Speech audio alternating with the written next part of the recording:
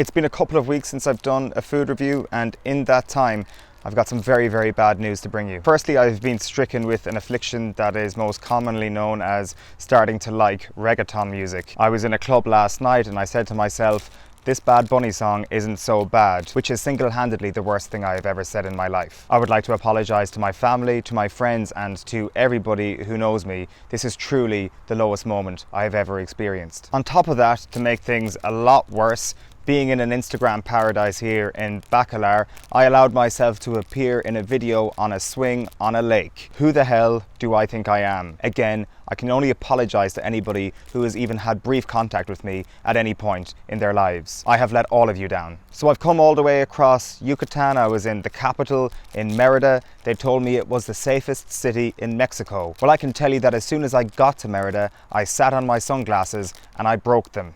Not so safe now, are you, Merida? Speaking of safety, before I came to Mexico, I thought the biggest threat to my livelihood was getting kidnapped by the Salamanca twins or a particularly spicy salsa knocking my vocal cords out. However, I have now realised what the true danger in this country is. I was in a shop earlier on today and I was speaking to this lovely shopkeeper. We were getting on so well. I was cracking jokes using all 13 words of Spanish that I know. She was laughing at the jokes. She was about to say that I marry her firstborn daughter. And then I gave her a 500 peso note. It immediately felt like I had just turned into Christopher Columbus. If anything happens to me over the next few days, you know what's happened to me. Nothing in this country can piss off a business person more than handing them a 500 peso note.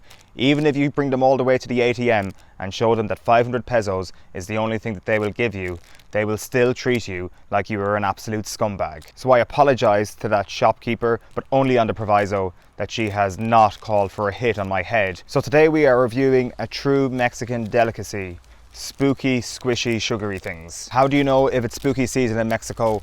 Well, every day is spooky season in Mexico. If they can make anything feel like death, they will go ahead and make it feel like death. Even when it comes to basic children's sweets, they're like, let's make the theme of this thing death. I'm totally for that. Why not let kids be fully aware of what's coming down the track? You want a treat today? Well, you're going to be reminded that you are absolutely 100% going to one day die. I think we should instill this attitude back home. Why stop at sugary sweets that remind one of death? Why not also print off the logo for revenue.ie and remind kids of the only two true certainties in life? Okay, so we've got a pumpkin, we've got a skull, we have got Scream. We've got a pumpkin here first off.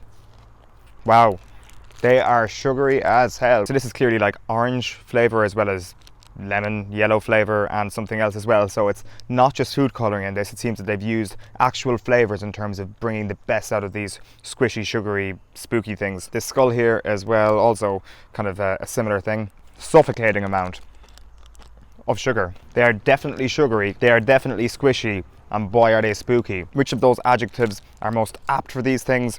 I think sugary would probably have to be at the bottom. The sugar is way too much. Squishiness is just right. I didn't know squishiness could be perfect, but I've never had squishy, spooky, sugary treats from Mexico before, have I? So this is peak squishiness. Get yourself to a market and get yourself some of these things, because the squishiness is just the best squishiness I have ever had the honour of being squished by before. And then there's the spooky front. I mean, these are scary as hell. Look at that guy, it's a purple Scream. I mean, that's a scary mother.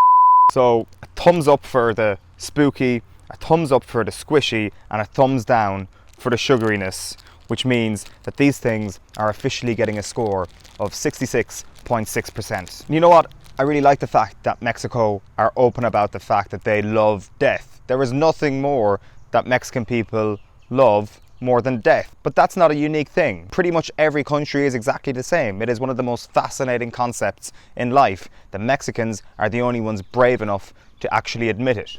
Because if you're in Ireland right now, don't pretend that you don't turn up the radio every hour for the death notices as if it isn't the most important part of your day. RIP.ie is actually the Irish version of TMZ. Death is the greatest source of gossip. It is the greatest source of drama. And as it turns out, it's actually not a bad source of sugary, squishy food.